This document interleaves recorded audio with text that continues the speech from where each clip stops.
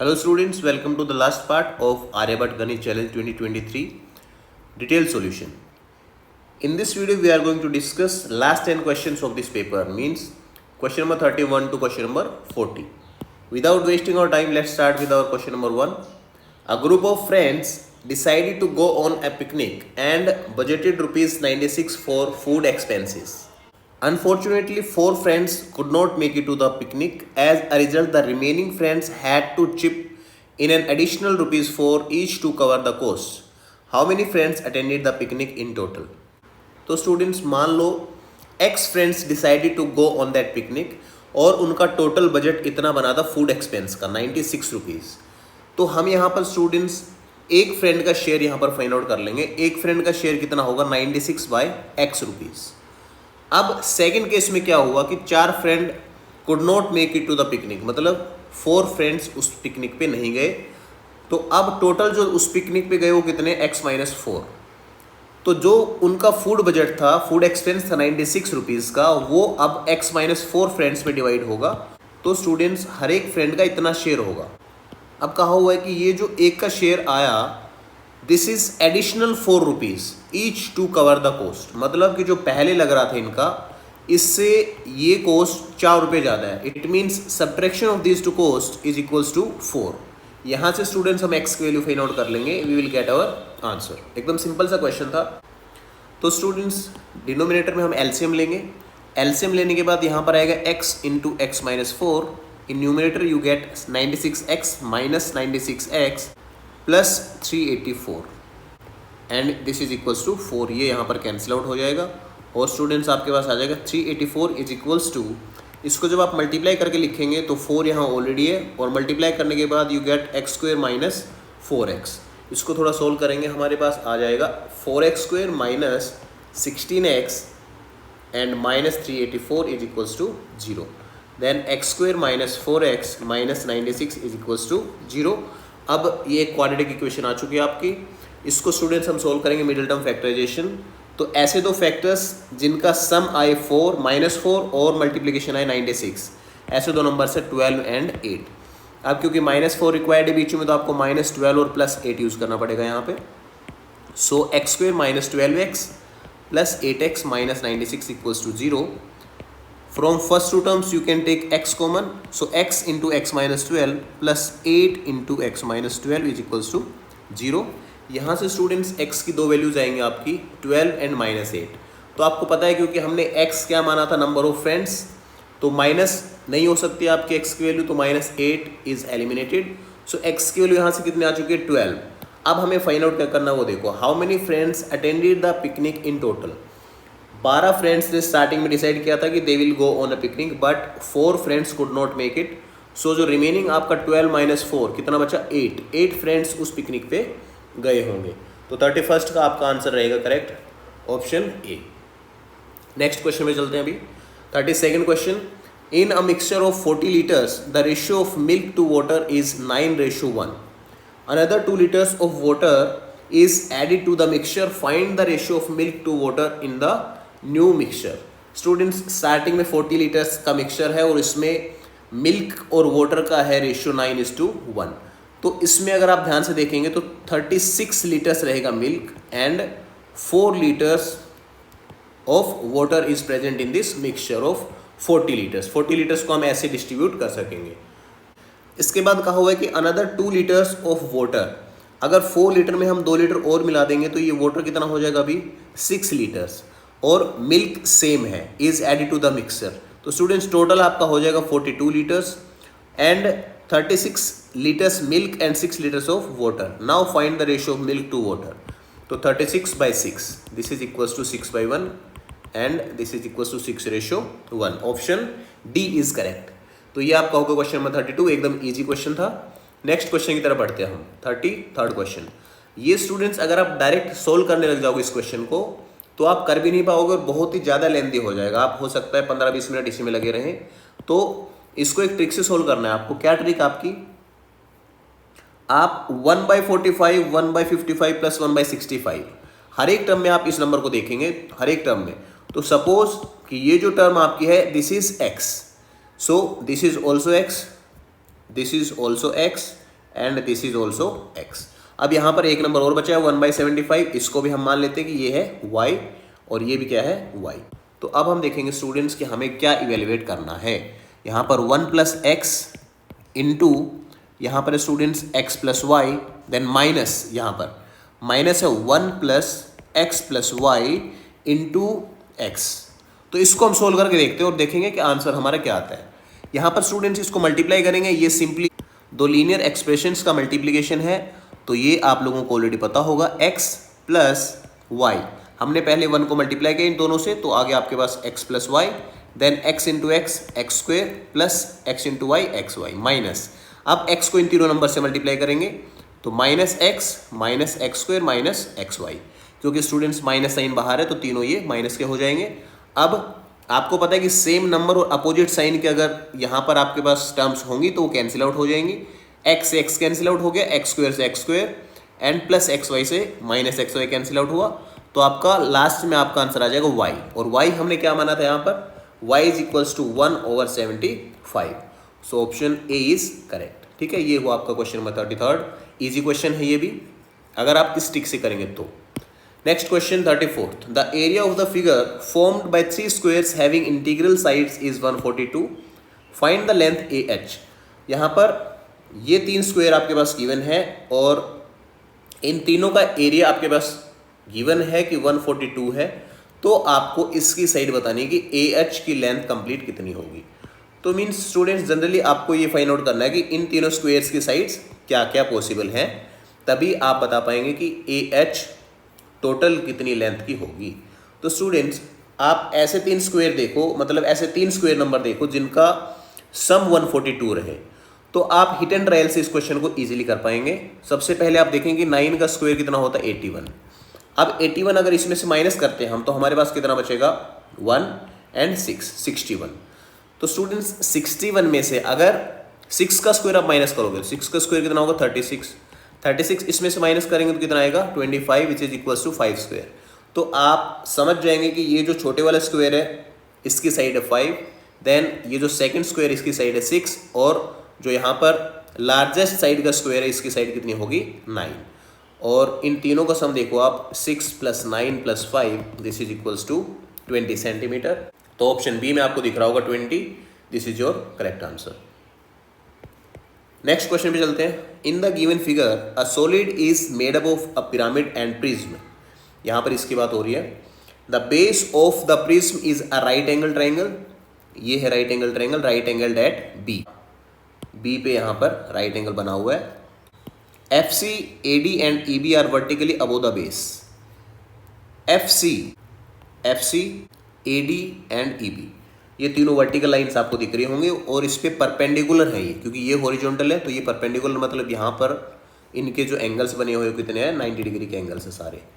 Now FC is equals to 18, this is equals to 18 degree. AD EB is 6, AD and EB is 6। इसका मतलब कि ये जो line रहेगा आपका CG, this is also equals to 6 centimetre. Okay, तो जो ऊपर का ये आपका बचेगा FG कितना रहेगा 12 सेंटीमीटर। सिमिलरली AB और DE is equals to 3.6, AB and DE ये आपका कितना है 3.6। तो ये जो GD है इसका भी गिवन है, ये कितना है BC एंड GE, BC आपका ये है और GE आपका यहाँ पर दिख रहा होगा, this is equals to 4.8 and AC is 6। ठीक है, तो ये जो GD है this is also equals to 6 centimetre. The ratio of volume of prism and volume of the pyramid. तो स्टूडेंट्स क्वेश्चन बहुत ही इजी है, आपको वॉल्यूम ऑफ पिरामिड और वॉल्यूम ऑफ प्रिज्म का फॉर्मूला यूज करना है और वैल्यूज पुट करने। देखो वॉल्यूम ऑफ प्रिज्म क्या होता है, वॉल्यूम ऑफ प्रिज्म। अच्छा सबसे पहले देखो कि प्रिज्म है क्या। यहाँ पर प्रिज्म एक ऐसी शेप होती है जहाँ पर अपोजिट जो शेप्स रहेंगे, अपोजिट फेस रहेंगे, उनकी सेम शेप रहे। तो यहाँ पर स्टूडेंट्स ट्रायंगुलर शेप्स है इनके अपोजिट फेस की, ये एक ट्रायंगल है और ये एक ट्रायंगल है, एंड दोनों ट्रायंगल्स के जो वर्टिसेस हैं these are connected by the parallel lines, so such shapes are called prism. और पिरामिड क्या होता है, पिरामिड का एक बेस यहाँ पर गिवन है ये ट्रायंगुलर, और इस ट्रायंगल के तीनों वर्टेक्स से, तीनों वर्टिसेस से एक सिंगल पॉइंट पे आके लाइन सेगमेंट्स ज्वाइन हो रहे हैं, तो सच शेप्स आर कॉल्ड पिरामिड। तो यहाँ पर आपको पता चलेगा कौन सा प्रिज्म है और कौन सा पिरामिड है। तो स्टूडेंट्स ये जो नीचे वाली शेप आपको दिख रही है दिस इज प्रिज्म, और जो इसके ऊपर शेप बनी हुई है दिस इज पिरामिड। देखो volume of prism is equals to area of base into height, ठीक है। एंड इसका रेशियो किससे फाइंड आउट करना, हमें इसका रेशियो फाइंड आउट करना है वॉल्यूम ऑफ पिरामिड। पिरामिड का वॉल्यूम फाइंड आउट करने का मेथड होता है 1/3 into area of base of the pyramid into height. तो स्टूडेंट्स एरिया ऑफ बेस आप अगर इन दोनों शेप्स का देखेंगे तो वो सेम है। आप चलो फॉर्मूले में इनकी वैल्यूज पुट कर लेते, उसके बाद इसको कैंसिल आउट कर सकोगे। Half into base, area of base, देखो एरिया ऑफ बेस का फॉर्मूला आपको पता है क्योंकि ट्राइंगुलर शेप है, तो half into base into height रहेगा। तो हाफ इंटू बेस, यहाँ पर बेस और हाइट वो दोनों साइड्स रहती हैं जिन दो साइड्स के बीच में 90 डिग्री का एंगल होता है। इट मीन्स के 3.6 and 4.8 are the base and height. And students height of this prism is 6, तो दिस इज इक्वल्स टू 6। और इसका रेशियो हमें फाइंड आउट करना है, तो यहाँ पर हम क्या लिखेंगे, ratio 1/3 into area of base. Pyramid का बेस भी स्टूडेंट्स सेम डायमेंशन का ट्राइंगल है, तो इसका भी 1/2 into base 3.6 and height is 4.8। और इसकी हाइट देखो, पिरामिड की हाइट कितनी है, 12 सेंटीमीटर, तो दिस इज इक्वल्स टू 12। तो जो मैं आपको बता रहा था वो ये है कि एरिया ऑफ बेस दोनों का सेम रहेगा, हाफ से हाफ कैंसिल आउट, 3.6 से 3.6, 4.8 से 4.8 और 6 से 12, 6 2 12। यहाँ पर स्टूडेंट्स 3 है, इसको हम मल्टीप्लाइंग बोथ साइड्स बाय 3, तो जो लास्ट में आपका रेशियो है वो कितना आ जाएगा, 3:2, ऑप्शन बी। मतलब सिंपली आपको वॉल्यूम ऑफ प्रिज्म और वॉल्यूम ऑफ पिरामिड का पता होना चाहिए, then you can easily do this question, okay. तो इसका करेक्ट आंसर आपका हो जाएगा option B. Next question 36, how many 3 digit integers between 310 and 400 exclusive are divisible by 3 when the 10th digit and the 100th digit are switched. देखो ये जो line यहाँ पर गिवन है ना, 10th digit and 100th digits are switched, this is for confusion only. इस line से इस क्वेश्चन पे कोई भी फर्क नहीं पड़ेगा। क्यों नहीं पड़ेगा, देखो सबसे पहले आप देखो कि 310 और 400 के बीच में कितने नंबर्स हैं जो 3 से डिविजिबल हैं, या फिर आप ये देख लो कि इनके बीच के कौन कौन से नंबर रहेंगे, 311, 312, 313 एंड अप टू 399। देखो क्या कहा हुआ है, कौन से डिजिट्स को यहाँ पर चेंज करना है हमें, 10th डिजिट और 100th डिजिट। मतलब ये एक नंबर है तो इसको हम ऐसे लिख सकते हैं 131, ये एक नंबर है इसमें लिख सकते हैं 132, 10th डिजिट और 100th डिजिट तो 133, ऐसे लिखेंगे।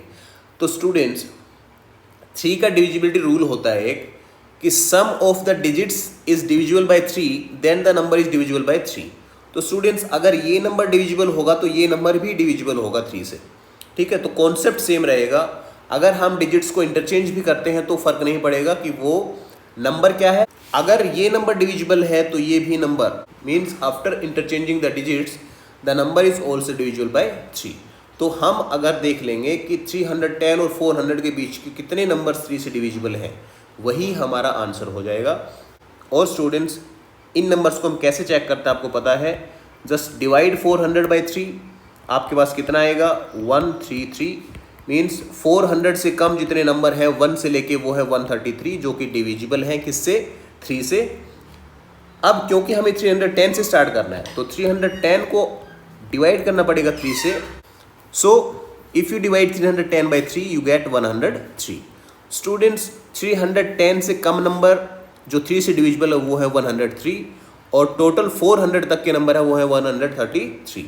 तो क्योंकि हमें इनके बीच के नंबर बताने हैं सो 133 माइनस 103 इक्वल्स टू 30 नंबर्स। तो स्टूडेंट्स 310 और 400 के बीच के नंबर्स जो 3 से डिविजिबल रहेंगे and which satisfy this condition also are 30। So this is your question number 36। Now let's move to question number 37।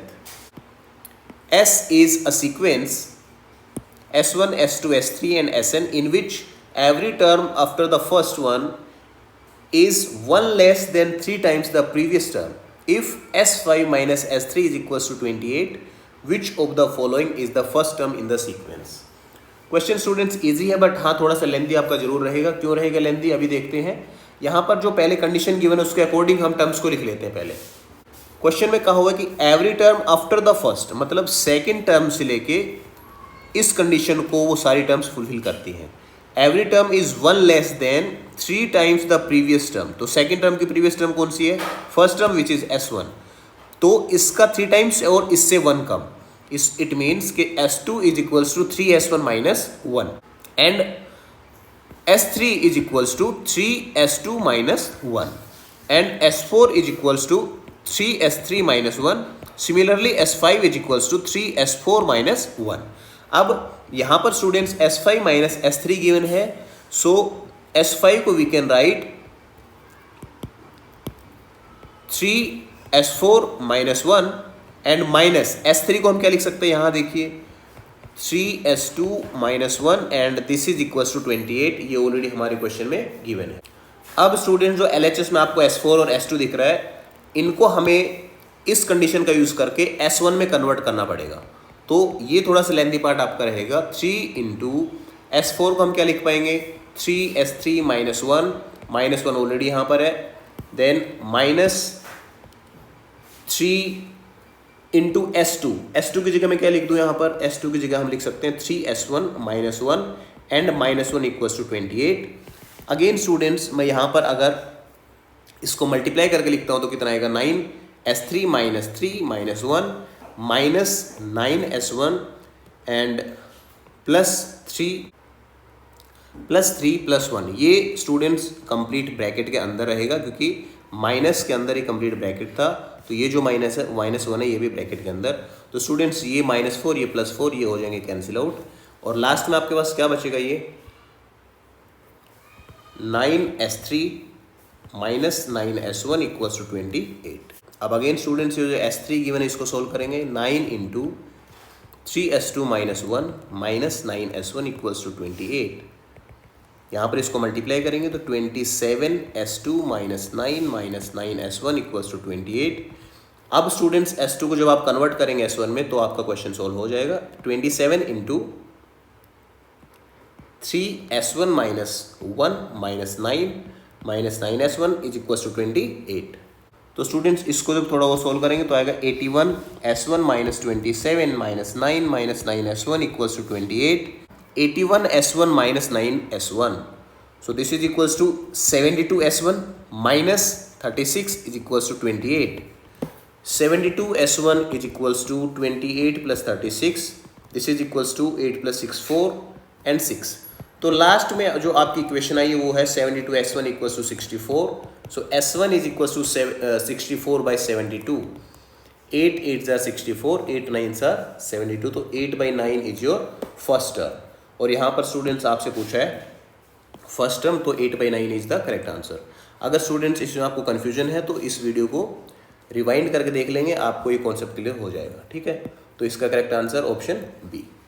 Now next question. Suppose X represents the number of adults attending a workshop and Y represents the number of children attending the same workshop such that X is greater than Y. इसका मतलब कि जो number of adults हैं this is more than the number of children attending that workshop.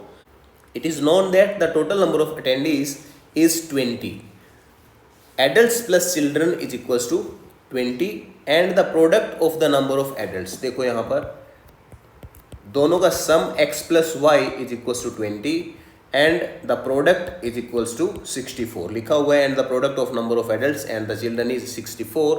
If the workshop organiser charges 250 per adult and 200 per child, the total revenue generated from the workshop will be. Students इस question को again you can convert it into quadratic equation और आप easily x y की value find out कर सकेंगे, but ये आप short trick से भी सोल्व कर सकते हो. देखो क्या कहा हुआ है कि ऐसे दो नंबर्स जिनका मल्टीप्लीकेशन 64 के इक्वल है और जिनका सम है 20 के इक्वल. तो आप ऐसे दो नंबर्स देखो जिनका मल्टीप्लीकेशन 64 होता हो. स्टूडेंट्स ये पेयर्स है 164, 232, 416, 88. बस यही कुछ पेयर्स हैं जिनका मल्टीप्लिकेशन 64 होता हो. अब इन पेयर्स में से देख लो कि कौन से पेयर का सम 20 है. तो स्टूडेंट्स एक ही पेयर आपका 4 और 16. इसका मतलब है कि जो नंबर ऑफ एडल्ट्स हैं वो 16 है और number of children is equals to 4. ठीक है, ये है आपका 4. अब अगर एडल्ट 16 है तो कितना रुपये लगेगा, 16 इंटू 250. तो यहाँ पर 0, 16 5 are 80, 0 8, 16 2 32 प्लस 8 40. 4000 रुपीज़ तो एडल्ट से यहाँ पर इनकम होगी और 4 चिल्ड्रन है, इसका मतलब 800 रुपीज़ यहाँ पर चिल्ड्रन से आएगा। तो टोटल आपका होगा 4800, ऑप्शन ए इज करेक्ट। तो यहाँ पर शॉर्ट ट्रिक का यूज़ करके अगर आप इस क्वेश्चन को करेंगे तो टाइम सेविंग भी रहेगा और इजीली आप क्वेश्चन को कर भी पाएंगे। नेक्स्ट क्वेश्चन को देखते हैं। आदि is 6 years older than John. John is 3 years younger than Tushar. If आदि is 19 years old, तो स्टूडेंट्स यहाँ पर जो गिवन है रिलेशन इसी के अकॉर्डिंग हम सोल्व करेंगे इसको।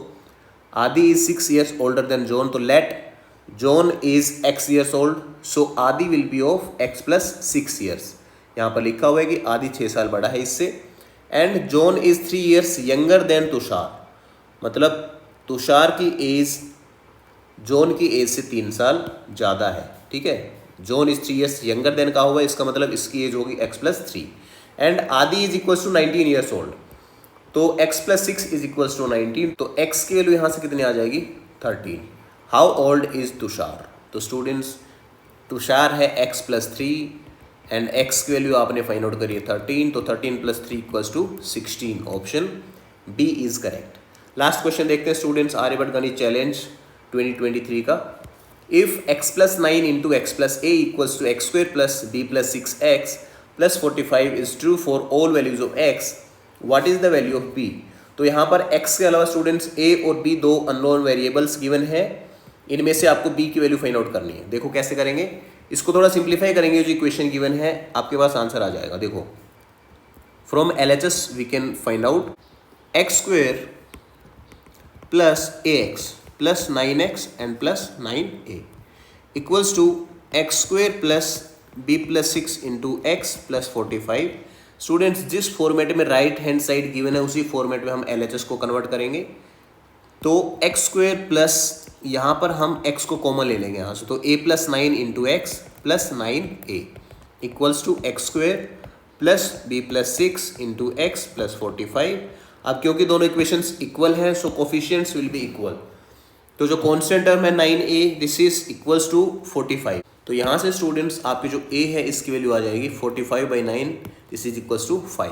और जो x का कोफिशिएंट है वो लेफ्ट हैंड साइड में है 9 plus a and right hand side में है b प्लस 6, और a की वैल्यू कितनी आ चुकी है आपकी 5।